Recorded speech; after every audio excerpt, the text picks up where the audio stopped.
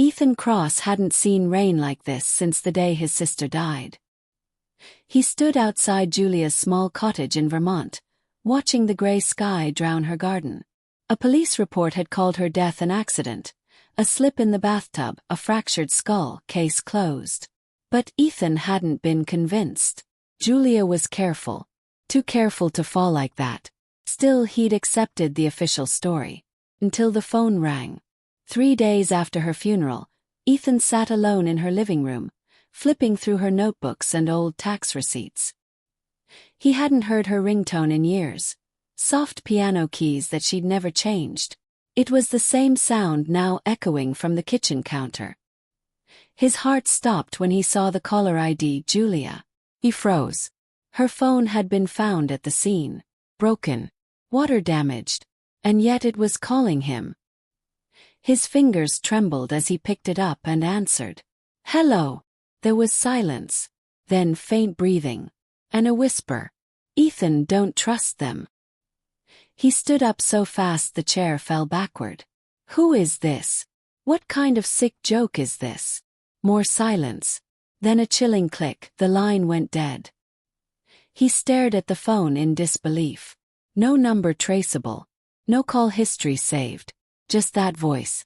His sister's voice. Ethan was a cybersecurity analyst. Rational. Logical. He'd cracked encrypted files, taken down ransomware networks. Ghost calls didn't scare him. At least they never had before. He powered up his laptop and pulled data from the phone's memory chip. But everything was corrupted. Waterlogged beyond repair. No backup. No cloud sync. It was like her phone had never existed. He wanted to believe it was just his grief playing tricks on him. But Julia had always warned him about things no one else cared to notice. About companies harvesting data. Governments rewriting digital trails. She'd been working on something before she died. But no one would tell him what. Now he wondered if this wasn't over. Maybe it hadn't even started. The next call came at 3:17 a.m. This time there was no whisper. Just audio. Distorted clips of Julia's voice pieced together like a puzzle. She said names, places, a date. June 11th. The audio ended with one sentence.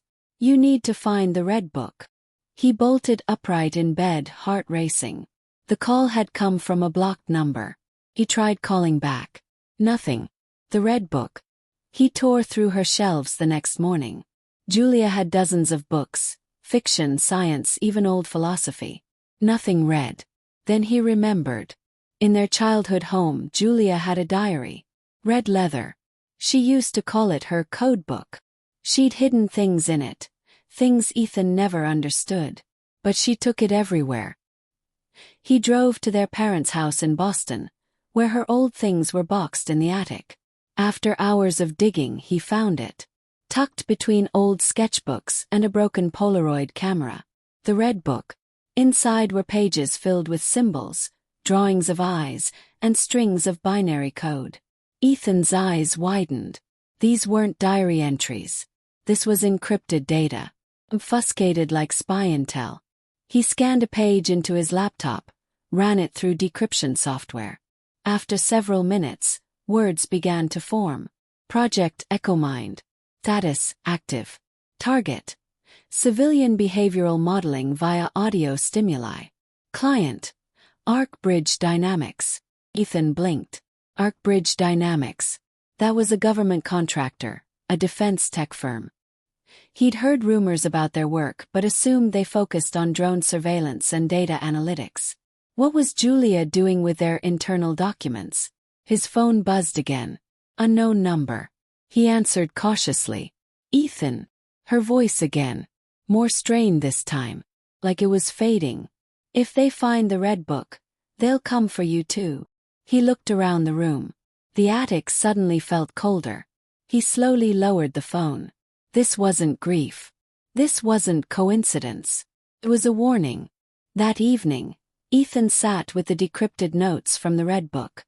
Pages hinted at a psychological experiment run by ArcBridge, where everyday people were unknowingly exposed to subliminal audio cues embedded in public broadcast systems. The project aimed to influence behavior.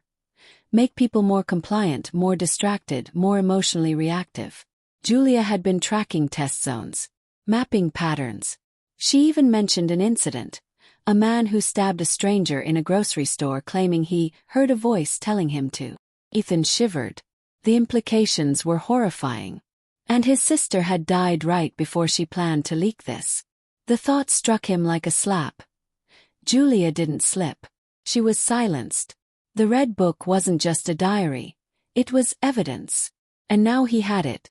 Suddenly, headlights flashed through the window. A black car idled across the street. Ethan stood slowly, heart thumping. No one stepped out. Then the car drove off. Coincidence? He doubted it. Julia's final clue that night wasn't in a phone call. It was in the book, a torn page taped to the back cover. On it, she'd scribbled a single address and 4 words. Trust no one. Not even them. Ethan circled the address. A remote cabin in New Hampshire. She must have hidden something there. He packed the red book, his laptop, and a burner phone. If Julia had risked her life to leave him this trail, he wouldn't let it end with another silent funeral. But as he left the house, his phone buzzed again. Block number. He answered. This time the voice wasn't Julia's. It was male. Cold. You have something that belongs to us. The line went dead. And Ethan knew. The dead don't make phone calls. But killers do. Ethan didn't sleep that night. He sat in the corner of the motel room, red book clutched to his chest, eyes fixed on the door. Every passing car, every creak in the hallway made him flinch. He had the distinct feeling he was already being watched, maybe followed. The phone call from the man had confirmed it. You have something that belongs to us. Not had. They knew he'd found the red book. The question now was, what else did they know? By dawn, Ethan was on the road, heading for the remote cabin Julia had scribbled in the back of the book. The GPS barely registered the road after a certain point. Dirt trails and towering pine trees swallowed the signal. He had to navigate by instinct and an old map Julia had left in a pocket of the book. The cabin was modest, weathered, forgotten by time. But the lock on the front door was brand new. Modern keypad with biometric access. Ethan stood in front of it, his breath visible in the cold mountain air. She knew someone would come, he murmured. On impulse, he pressed his thumb against the reader. Green light. Door unlocked. Inside it was cleaner than expected. No dust. No cobwebs. The air smelled faintly of lavender and burned wires. He stepped carefully through the one-room space. There was a table, chair, a solar-powered battery rig in the corner, still functional. And then he saw it, a safe embedded into the floor beneath a loose wooden board. Ethan knelt beside it. 4-digit code. No fingerprint this time. He opened the red book again, flipped through the back pages. Then he saw it, a sequence written in tiny print, almost invisible unless you were looking for it. 0605. Julia's birthday. Course. The safe clicked. Inside was a hard drive. A single terabyte solid-state unit in a shockproof case. Taped to it was a sticky note in Julia's handwriting. If you're reading this, I'm gone. Plug it in only when you're offline. They listen. They always listen. Ethan closed the safe and pocketed the drive. Outside, the wind howled through the trees. He started the car, heading toward a friend's cabin nearby. A secluded place with no Wi-Fi, no smart tech, no microphones. Dead zone. The perfect place to plug in the drive. As he drove, he didn't notice the drone hovering high above the treetops. They were watching. Inside the offline cabin, Ethan sat by the fireplace, wrapped in a blanket, eyes locked on his laptop as he booted from a clean Linux drive. No internet. No Bluetooth. No spyware. He plugged in the hard drive. The screen blinked. A folder appeared. Echo up. Inside, dozens of video files. Audio samples. Research documents. Ethan opened the first video. Julia's face appeared, recorded in what looked like a dark hotel room. They're testing it on cities now, she said. broadcasting frequencies that alter decision-making. I recorded proof. This file, Echo _session under 9, is from a Boston subway line. You'll hear a low hum in the background. It's not background noise. It's a directive signal. Ethan clicked it. At first, all he heard was train noise. Then the hum she described. Barely audible, like a vibrating wire in his skull. Then passengers began to act strangely. Irritable, anxious, some even crying without reason. The footage was date-stamped. Just a week before Julia's death. He watched 3 more clips. Each more disturbing than the last. Screams. A man jumping onto the subway tracks. Julia's notes beside each file explained the expected outcome based on audio calibration. It wasn't just theory. It was mind control. The final document was labeled Echo Termination Protocol.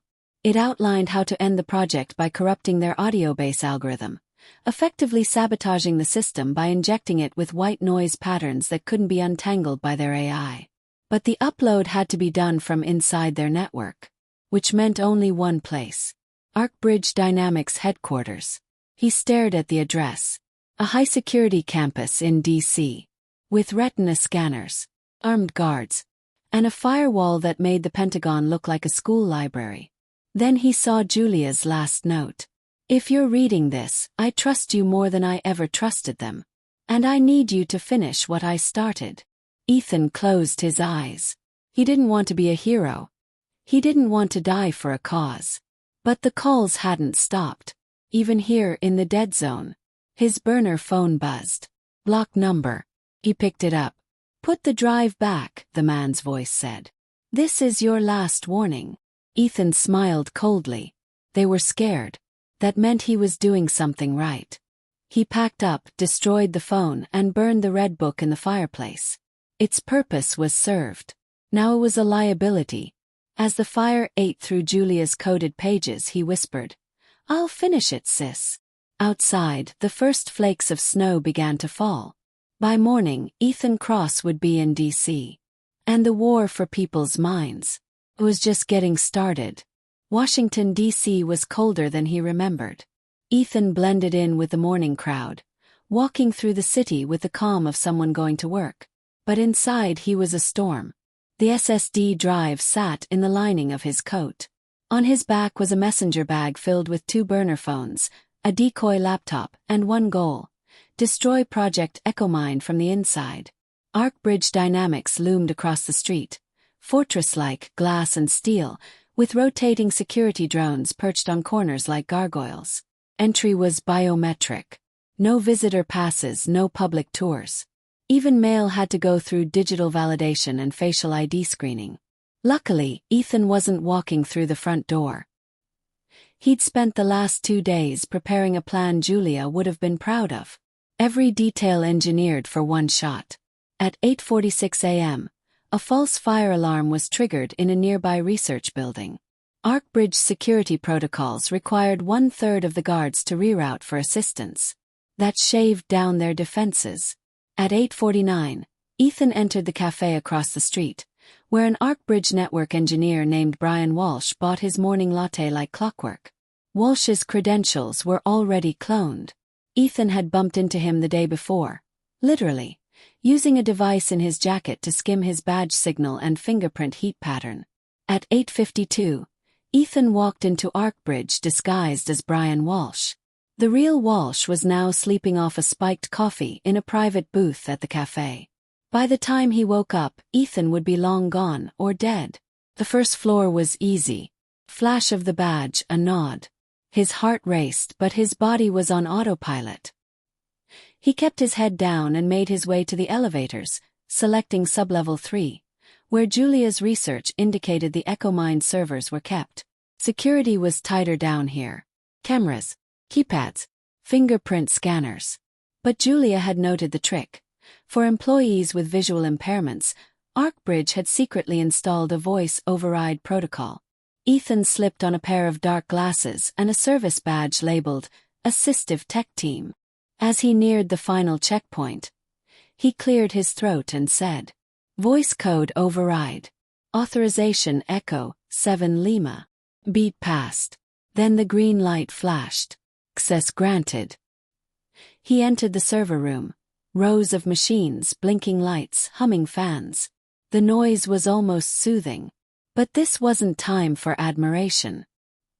He had exactly 9 minutes before Walsh's absence triggered an alert.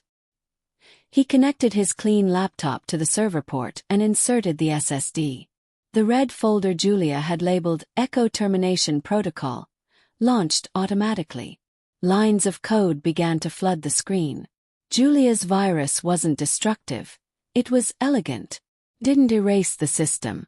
Simply made their algorithm unreliable. It broke the trust in the data. In intelligence agencies, that was worse than deletion. 5 minutes passed. Then 6. The file was 87% uploaded. Then everything stopped. Flicker. Sudden red light. Unauthorized access detected. Cameras swiveled toward him. He grabbed the drive and pulled the cord. An alarm screamed. Outside the server room, boots pounded against the floor. Ethan bolted into the stairwell, taking 3 steps at a time. His only way out now was the emergency service exit at the back of the building, leading to a maintenance alley Julia had mapped years ago when she first got curious about Arkbridge's layout. He burst through the door just as 2 guards rounded the corner. Flashbang bought him 6 seconds. He counted each one like a heartbeat. In the alley, a motorcycle waited. Hotwired. Hidden behind a trash bin. He'd left it there 2 hours earlier. He didn't look back. He just rode. It was midnight by the time he reached the safe house. Not the one he'd used before. He'd changed locations after spotting an unmarked car outside the previous cabin. This one was deeper in the mountains. No roads. No cell towers. Just signal jammers, satellite blockers, and a generator-powered cabin buried in snow. He connected to the dark web through a bounced signal using a VPN from Estonia. The protocol Julia designed had done enough damage. Whispers were already circulating in encrypted message boards. Someone had breached Arkbridge. The EchoMind files were leaking, anonymously piece by piece.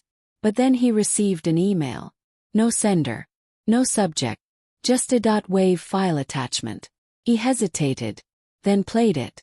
Julia's voice again. But this time it wasn't chopped or distorted. It was clear. I knew they'd come for me, she said.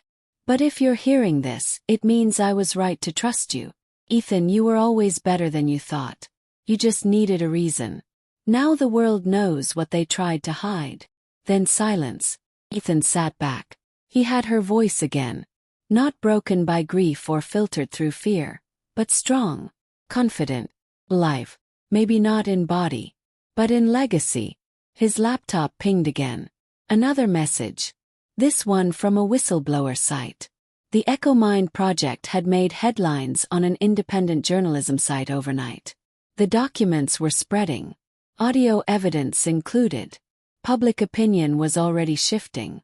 A congressional investigation was being requested. Ethan's face wasn't mentioned. No one knew who had leaked it. That was the point. The power stayed with the people. He looked out the window into the forest beyond. Snow falling gently against the glass. The phone he'd brought buzzed. Unknown caller. His chest tightened. He answered slowly. This time no voice. Just static. Then a single automated female voice. This line is no longer monitored. You are free. The call ended. He smiled. Julia was gone. But the world she died trying to protect now had a chance to fight back. And Ethan Cross, just an analyst, a brother, a man who refused to believe the lie, had become the reason it all came crashing down. 'Cause sometimes, the dead don't make phone calls, but they do leave echoes.